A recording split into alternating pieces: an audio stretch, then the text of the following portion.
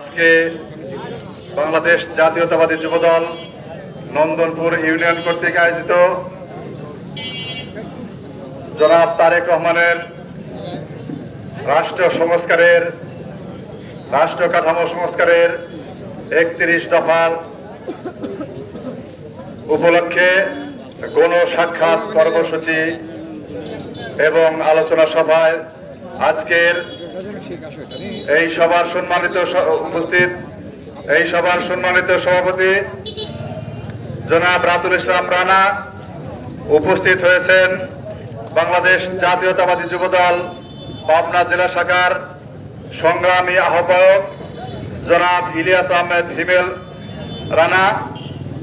আরো উপস্থিত হয়েছেন বাংলাদেশ জাতীয়তাবাদী যুবদল পাবনা জেলা শাখার সংগ্রামী সদস্য সচিব, অত্যন্ত পরিশ্রমী মেধাবী যুবনেতা জনাব মনির আহমেদ মনির সহ উপস্থিত আছেন আমার স্নেহস্পদ যুবনেতা পাবনা জেলা যুবদলের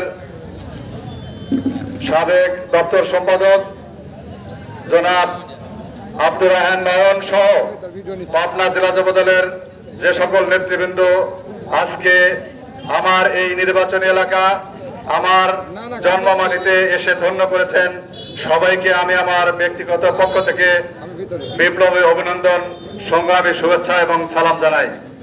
প্রিয় বন্ধুরা, আমার এই মঞ্চে দাঁড়িয়ে কি কথা বলবো, এই মঞ্চে আরো উপস্থিত আছেন। আমি সত্যিই আজকে গর্বিত। আমার জীবনে যে সময় রাজনীতি শুরু করেছি, আমি বাংলাদেশ জাতীয়তাবাদী দলের অঙ্গ সংগঠন বাংলাদেশ জাতীয়তাবাদী ছাত্র দলের সদস্য হয়েছিলাম। আমি তখন সন্ধ্যা উচ্চ বিদ্যালয়ের ক্লাস 8-এর ছাত্র। আজকে এই মঞ্চে উপস্থিত থাকলে খুশি হতাম। তিনি অসুস্থতার কারণে ঢাকাতে আছেন। তৎকালীন প্রতিষ্ঠাতা ছাত্র দলের সাধারণ সম্পাদক নাজরুল বারী নাহিদ সহ, আব্দুল কুদ্দুস সহ, বাশার ভাই সহ, ফজলু ভাই সহ আরো যারা ছিলেন ওই সময়কার ছাত্র নেতৃত্বে, আখতারুজ্জামান খোকন সন্ধ্যা স্কুলে এসে আমাকে ছাত্র দলের পতাকা তলে আবদ্ধ করেছিলেন। প্রিয় বন্ধুরা, আমার সেই থেকে শুরু করে ধারাবাহিকভাবে যে সময়ের রাজনীতি শুরু করেছি, এডওয়ার্ড বিশ্ববিদ্যালয় কলেজে আজকে স্মৃতিচারণ করতে গিয়ে মোক্তার হোসেন যে কথা বলেছে, সত্যি এডওয়ার্ড বিশ্ববিদ্যালয় কলেজে যখন রাজনীতি করেছি, এডওয়ার্ড বিশ্ববিদ্যালয় কলেজের তৎকালীন সভাপতি জনাব আব্দুল আল হাসান মিঠু, উনিও ছিলেন অত্যন্ত জনপ্রিয়। শ্রদ্ধা করে তাকে স্মরণ করি। আজ তিনি আমাদের মাঝে নেই, আল্লাহ তাকে বেহেশত নসিব করুক। আরো ওই সময় যে রাজনীতি করতেন পার্থপ্রতিম বাগচি সহ যারা ছিলেন অত্যন্ত মেধাবী, পরিশ্রমী এবং বাংলাদেশ জাতীয়তাবাদী দলের সংগ্রাম করে বাংলাদেশ জাতীয়তাবাদী দলকে সুপ্রতিষ্ঠিত করবার সেই যে শুরু, আজও পর্যন্ত এই দলের সাথে আছি। কিন্তু শুরু থেকেই আমি এই রাজনীতি করেছি। আমার পরিবারের সমর্থন ছিল না। আমার বাবা, আমার চাচা আমার সামনে উপস্থিত আছে, সবাই নিষেধই করতেন। আমি চুপে চুপে এই দলের সঙ্গে কাজ করেছি। আজকে একটি কথা স্মরণ করতে চাই। আমার শ্রদ্ধাভাজন বড় ভাই, আপনারা সবাই এই অঞ্চলের যারা মানুষ তারা চিনবেন, জনাব ক্যাপ্টেন নাজমুল হক। উনি সদ্য যখন বিবাহ করেন 1996 সালে 97 সালে, এরকম সময় তার স্ত্রী সহ পাবনা শহর থেকে যখন রাজশাহীতে আমার চাচা থাকতেন, চাচার বাসায় যাওয়ার জন্য যাচ্ছিলেন, পাবনার দেয়ালে দেয়ালে ওই সময় যে প্যানেল ছিল মিঠুরনি মাসুদ প্যানেল, এরকম দেওয়াল লিখন দেখে সে চিন্তা করেছেন, তার মনের মধ্যে নাকি এরকম হয়েছে, এই মাসুদ কি আমার ছোট ভাই নাকি। এরকম ভাবতে ভাবতে যখন কামাল উদ্দিনের হলে গিয়েছে, তখন তো পোস্টারে আমার ছবি দেখে বলে, এটা কার ছবি, এটা কি আমার ভাই, তুই কি আমার ভাই নাকি? তো বললেন, যে ভাই, আমি তো আপনার ভাই, আমার ছবি। তো বলে যে তুই এত বড় নেতা হয়েছিস, আমি তো জানি না। তো ছাত্র নেতা, রাজনীতি এগুলো শুনলে আমার ভয় লাগে, তা আমার তাড়াতাড়ি বের করে দে। তো প্রিয় বন্ধুরা, আমার সত্যি বাংলাদেশে আওয়ামী দুঃশাসনের 18 বছর সহ আমি আমাদেরকে নিজেদেরকেও যদি সমালোচনা করি, তার পূর্বপরে বিএনপি ক্ষমতায় ছিল। 1971 সালে এই দেশ স্বাধীন হওয়ার পরে বাংলাদেশ যেভাবে চলেছে 53 বছরেও এই দেশের মানুষের মনের আকাঙ্ক্ষা পূরণ হয় নাই।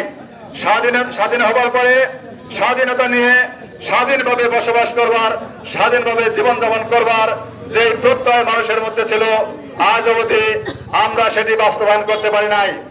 আজকে আপনারা যদি দেখেন, এর মধ্যেও বাংলাদেশ জাতীয়তাবাদী দল এমন একটি দল, এই দলের যিনি প্রতিষ্ঠাতা, আমি বলতে চাই বাংলাদেশ সৃষ্টির লগ্ন থেকে যখনই বিপদে পড়েছে, বাংলাদেশ জাতীয়তাবাদী দলের কাণ্ডারে শহীদ প্রেসিডেন্ট জিয়াউর রহমান আবির্ভূত হয়েছিলেন তৎকালীন সময়ে। আপনারা জানেন, বাংলাদেশের অবিসংবাদিত নেতা বলে আমরা যাকে জানি, জনাব শেখ মুজিবুর রহমান, এই কথা আমরা অস্বীকার করি না। উনি অবিসংবাদিত নেতা ছিলেন, যার ডাকে স্বাধীনতা যুদ্ধ শুরু হয়েছিল। কিন্তু বড়ই পরিতাপের বিষয়, যুদ্ধের ডাক দিয়ে আমরা দেখেছি তিনি পালিয়ে গেছেন। বাংলাদেশের মানুষ যখন দিশেহারা, কি করবে? আজকে যদি আপনারা আওয়ামী লীগের প্রবীণ নেতাদের মুখেও কথা শুনেন, স্বাধীনতার ইতিহাসের কথা শুনেন, তারাও বলবে তারাও ওই মুহূর্তে হতবিহ্বল হয়ে পড়েছিলেন। কি করবে দ্বিধান্বিত জাতি, নেতৃত্ব শূন্য জাতি?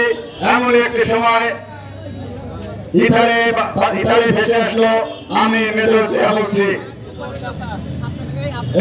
একদল সেনাবাহিনীর কর্মকর্তা সহ উনি বলে উঠলেন, উই রিভল। শুধু বিদ্রোহ করে ক্ষান্ত হননি, সেক্টর কমান্ডার হিসেবে মুক্তিযুদ্ধকালীন সেক্টর গঠন করে, স্টেট ফোর্স গঠন করে 9 মাস যুদ্ধ করে বাংলাদেশের স্বাধীনতা ছিনিয়ে এনেছেন। পরবর্তীকালে বাংলাদেশ তার পথ চলা ধারাবাহিকতায় আবারও যখন বাংলাদেশ বিপদে পড়েছে, 1990 সালে ছাত্র আন্দোলনের মধ্যে দিয়ে, এদেশের আপামর মানুষের আন্দোলনের মধ্যে দিয়ে তৎকালীন সময়ে বেগম খালেদা জিয়া তার নেতৃত্বে বাংলাদেশ আবারও একবার বাংলাদেশ সঠিক পথে ফিরে এসেছিল। প্রিয় বন্ধুরা আমার, তারপরে আমরা দেখেছি এদেশের মানুষের চাহিদা, এদেশের মানুষের মনের আকাঙ্ক্ষা বুঝে সেদিন দেশনেত্রী বেগম খালেদা জিয়া ক্ষমতা ছেড়ে বাংলাদেশের মানুষের, সেদিন আওয়ামী লীগের আকাঙ্ক্ষা ছিল, আওয়ামী লীগেরও চাওয়া ছিল, সাথে জামাতে ইসলামও ছিল। তাদের কি চাওয়া ছিল? তত্ত্বাবধায়ক সরকার। তত্ত্বাবধায়ক সরকারের আন্দোলনের দাবিতে জামাত আওয়ামী লীগের সাথে ঐক্যবদ্ধ হয়ে যে সময় আন্দোলন করে, সেই সময় একটা সময় গিয়ে তারা সংসদ থেকে একযোগে পদত্যাগ করে। ওই মুহূর্তে আরেকটি নির্বাচন অনুষ্ঠান ছাড়া খালেদা জিয়ার সামনে কোনো বিকল্প ছিল না। উনি একটি নির্বাচন দিয়ে ওই সময় সারা দেশের মানুষ, বিশেষ করে জামাত আওয়ামী লীগের চাহিদা মোতাবেক তত্ত্বাবধায়ক সরকার একটি নির্বাচন করে, মন্ত্রী পরিষদ গঠন করে তত্ত্বাবধায়ক সরকার দিয়ে উনি ক্ষমতা ছেড়ে দিয়েছিলেন। প্রিয় বন্ধুরা আমার, আমরা জানি স্বল্প সময়ের মধ্যেই আরেকটি নির্বাচন হয়, যে নির্বাচনে বিএনপি পরাজিত হয়েছিল। প্রিয় বন্ধুরা আমার, তারপরে আমরা কি দেখলাম? 2008 সালে তথাকথিত 111 সরকার আসলো। আসার পরের থেকেই বাংলাদেশে ভারতীয় মিশন শুরু হলো। প্রিয় বন্ধুরা আমার, সেদিন ভারতের পররাষ্ট্রমন্ত্রী প্রণব মুখার্জির বাসায় তৎকালীন সেনাপ্রধান মঈনুদ্দিন ফখরুদ্দিন সহ আওয়ামী লীগের নেতৃবৃন্দ সহ একটি রোড ম্যাপ তৈরি করা হয়, যে আজীবনের জন্য বাংলাদেশ আওয়ামী লীগ শাসন করবে। প্রিয় বন্ধুরা আমার, শুরু হলো সেই বিভীষিকাময় শাসনের পালা। আমরা বাংলাদেশ জাতীয়তাবাদী দল সহ সারা বাংলাদেশের হাজার হাজার ভাই বোনকে হারিয়েছি, হাজার হাজার মানুষকে গুম হতে দেখেছি, খুন হতে দেখেছি, হাজার লক্ষ কোটি টাকা পাচার হতে দেখেছি। প্রিয় বন্ধুরা আমার, এরপরে কি শুনেছি? একজন প্রধানমন্ত্রী তার বাসার পিয়নের নাকি 400 কোটি টাকার মালিক। প্রিয় বন্ধুরা আমার, এদেশের মানুষ যখন ঠিক মতন সংসার চালাতে পারে না, বাজারে গিয়ে হিমশিম খায়, তখন তারা বলে মানুষের ক্রয় ক্ষমতা বৃদ্ধি পেয়েছে।